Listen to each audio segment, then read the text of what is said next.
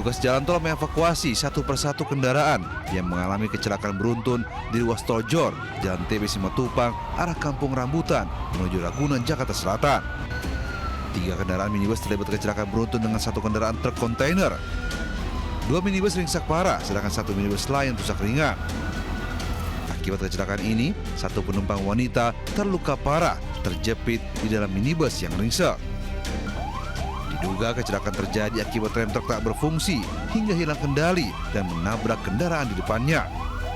Truk lagi yang belakang nabrak itu yang kijang itu. Iya. Itu kayak beruntun kan? Beruntun guys. Beruntun? Iya. Ada berapa mobil kira-kira Pak? 4 guys. 4 ya. Akibat peristiwa ini, antrian kendaraan di ruas tol Jor, TB Simatupang dari arah Kampung Rambutan menuju Ragunan sempat mengalami kemacetan hingga 5 km. Dari Jakarta, Rio Manik melaporkan. Terjerat pinjaman online, ibu rumah tangga nekat mencuri perhiasan dan tas mewah senilai 300 juta rupiah milik sahabat dekatnya sendiri di Grogol, Petamburan, Jakarta. Sementara di Bekasi, Jawa Barat, kalung emas seorang emak dijamret saat sedang asik main ponsel di pinggir jalan.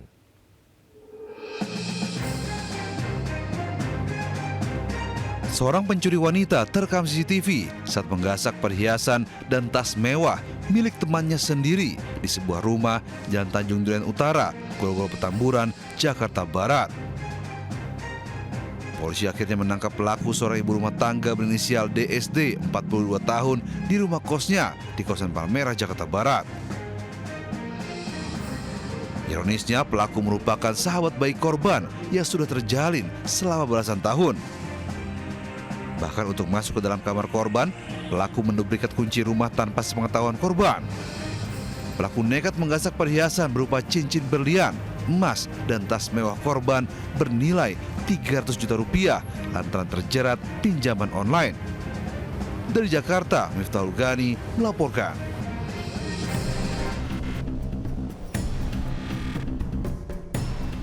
Aksi seorang pengendara sepeda motor melakukan aksi penjamretan kalung emas milik emak-emak di Jalan Pemuda Keranji, Bekasi Barat terekam CCTV.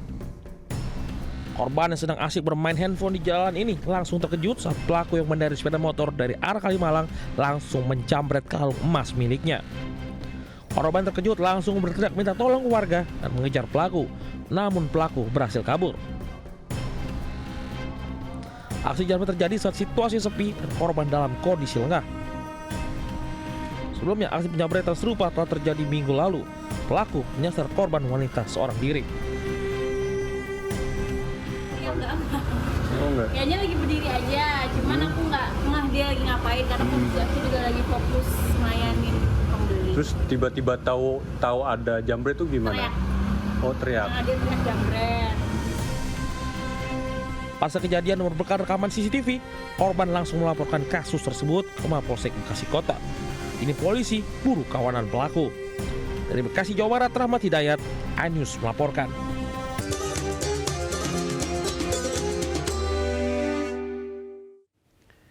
Ya, pemirsa, Masjid Istiqlal Jakarta membuka kegiatan iktikaf untuk masyarakat pada 10 hari terakhir Ramadan 1447 Hijriah.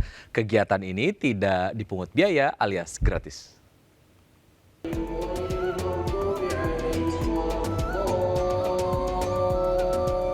Program iktikaf di Masjid Istiqlal terbuka untuk umum dan dapat diikuti jemaah secara gratis tanpa perlu pendaftaran terlebih dahulu. Kegiatan ini dimulai pada 11 Maret 2026 pukul 1 dini hari.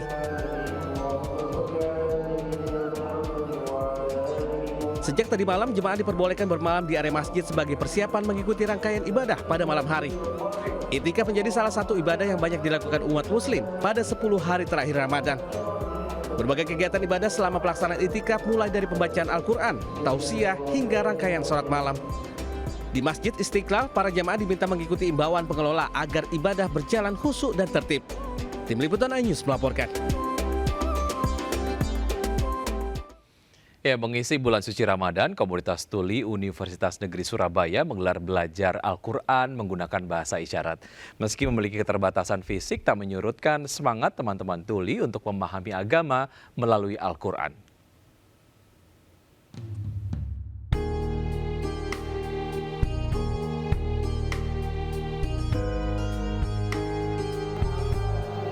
Puluhan disabilitas yang tergabung dalam komunitas tuli Universitas Negeri Surabaya, UNESA, antusias mengikuti pembelajaran membaca Al-Quran dengan bahasa isyarat di Masjid Baitul Makmur UNESA.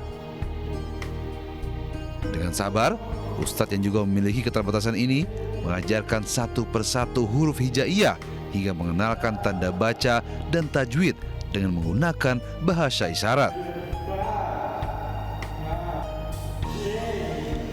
Meski memiliki keterbatasan fisik, tak menyurutkan semangat para teman tuli untuk terus belajar memahami agama melalui Al-Quran. Yang diajarkan mulai membaca hijaiyah ini sampai dengan ngajinya. Jadi kalau kita baca tulisnya isyarat untuk hijaiyah, setelah itu baru diterapkan membaca Al-Quran dimulai dengan surat-surat pendek yang dengan menggunakan isyarat. Belajar mengaji dengan bahasa isyarat ini digelar pada hari Senin dan Kamis setiap menjelang waktu berbuka puasa di Masjid Baitul Makmur, kampus UNESA. Dari Surabaya, Jawa Timur, Heri Tambayong melaporkan. Lur, wong tuwek dah pusing bayar nggih duit 200.000 palsu. Wong tuwek ngene lah dah pusing bayar nggih duit. Seorang nenek 77 tahun menjadi korban penipuan uang palsu di sekitar SPBU Bangsri, Kecamatan Glegok, Kabupaten Blitar, Jawa Timur. Pelaku membeli kerupuk yang dijajakan korban senilai Rp20.000. Setelah transaksi, pelaku meminta tukar 2 lembar uang 100.000 dengan uang pecahan korban. Namun naas, uang itu ternyata palsu. Uang receh hasil jerih payah sang nenek yang selama ini dikumpulkan untuk hari raya pun raib digondol pelaku. Pembeli dengan menggunakan uang pecahan 100.000 sebanyak 2 lembar. Nah, si pedagang tersebut pertamanya tidak mengetahui kalau uang itu palsu. Akhirnya setelah diraba-raba sama si nenek tersebut, ternyata uangnya palsu. Pelaku diduga sengaja menyasar para pedagang tua yang mudah untuk dikelabui. Hingga kini anggota kepolisian terus memburunya.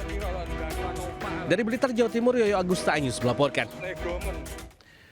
Pemirsa, penangkapan 2 pelaku pengangkut solar ilegal diwarnai aksi kejar-kejaran di Situbondo, Jawa Timur. Truk itu bahkan nekat menabrak kendaraan yang melintas serta mobil petugas. Lakunya buanter, beruberan, itu loh boleh. Bawa solar itu. Bawa solar lari. Tim Resmob Barat terlibat kejar-kejaran dengan sebuah truk pengangkut solar ilegal di wilayah Kecamatan Besuki, Situbondo, Jawa Timur.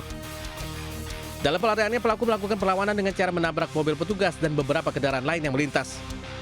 Anggota Polsek Banyuk Lugur yang mendapat informasi dari anggota Resmob turut melakukan pengadangan. Pelarian pelaku akhirnya terhenti setelah menabrak pagar salah satu rumah milik warga setempat. Masa yang geram melihat aksi pelaku sempat mengepung dan menghakiminya hingga akhirnya diserahkan ke polisi. Dari hasil penggeledahan, polisi mendapati barang bukti 1 tandon air berisi sekitar 1.000 liter BBM jenis solar. Kini para pelaku harus mendekam di sel tahanan Polres Situbondo guna menjalani proses penyidikan lebih lanjut. Dari Situbondo, Jawa Timur, Rizky Amirul Ahmad Anyus melaporkan. Seekor ular kobra sepanjang 2 meter sembunyi di balik lemari di rumah warga di Sidoarjo, Jawa Timur. Sementara itu gerombolan paus pilot terjebak dan terdampar di perairan dangkal hingga harus dievakuasi oleh nelayan.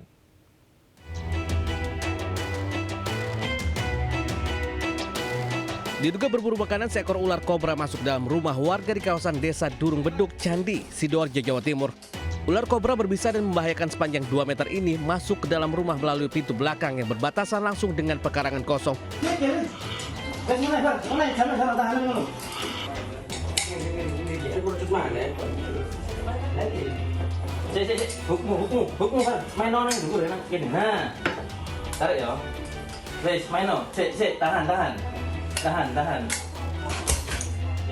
Sejumlah petugas damkar dari BPBD Sidoarjo yang tiba di lokasi sempat kesulitan mengevakuasi ular karena sembunyi di balik almari dan tumpukan barang. Setelah dipancing selama 1 jam, ular jenis kobra Jawa ini akhirnya berhasil dievakuasi dan dimasukkan ke dalam galon bekas. Lokasinya kan dekat sama kayak lahan ladang kosong. Jadi ular itu mungkin cari makannya ke pemukiman. Akhirnya ya berhasil kita evakuasi walaupun dengan susah payah dan ukurannya juga sangat besar sekali. Oleh petugas, ular kobra Jawa dibawa ke pos Damkar Sidoarjo untuk kemudian diserahkan ke BKSDA Jatim di Juanda Sidoarjo. Dari Sidoarjo, Jawa Timur, Pramono Putra News melaporkan.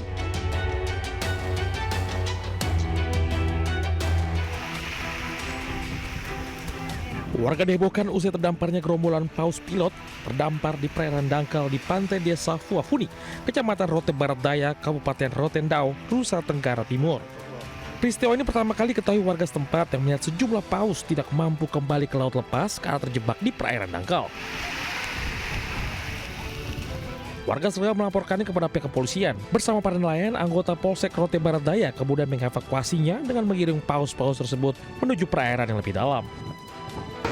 Batu Tua, maka kami berinisiatif untuk melakukan penyelamatan dengan cara menggiring mereka ke perairan yang lebih dalam agar kiranya mereka dapat terselamatkan.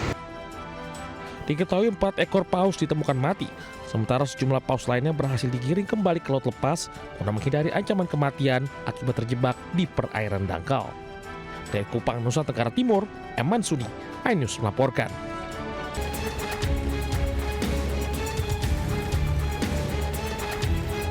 Sebuah truk trailer pengangkut alat berat tersangkut rel di Jalan Perlintasan Langsung Oronggowarsito Semarang antara stasiun Alas Tua Stasiun Semarang Tawang. Diduga bagian bawah truk yang terlalu rendah tersangkut pada rel kereta di perlintasan. Evakuasi truk sempat dilakukan dengan menarik menggunakan sebuah truk molen namun gagal. Truk akhirnya berhasil disingkirkan dari perlintasan rel setelah ditarik menggunakan sebuah dam truk besar. Berhentinya truk di perlintasan sekitar 4 jam membuat 10 perjalanan kereta api mengalami gangguan. KAI Daob 4 Semarang juga menyampaikan permintaan maaf kepada penumpang yang mengalami keterlambatan. Servis recovery pun diberikan sebagai kompensasi. Dari Semarang, Jawa Tengah, Doni Mariendra iNews melaporkan. Informasi tadi sekaligus mengakhiri Lintas iNews siang. Hari ini saya Wiki Adrian undur diri. Terima kasih, sampai jumpa. Wassalamualaikum warahmatullahi wabarakatuh.